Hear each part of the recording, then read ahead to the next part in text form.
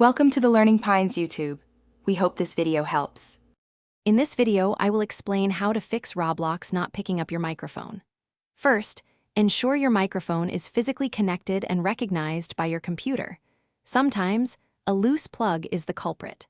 Double-check your system's sound settings to confirm the correct microphone is set as the default input device.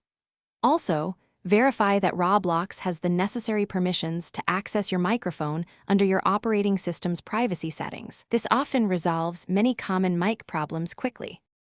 Once your system settings are in order, open Roblox and head to its in-game settings. Navigate to the audio or voice chat section and ensure that voice chat is indeed enabled. Within these settings, carefully select your active microphone from the list of available input devices.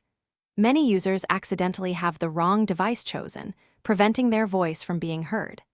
Confirming these internal settings is a critical step for clear communication. Next, make sure your microphone drivers are up to date. Outdated drivers can cause connectivity issues. You can usually update them through your device manager or the manufacturer's website. After any driver or system changes, restart your entire computer to apply everything correctly.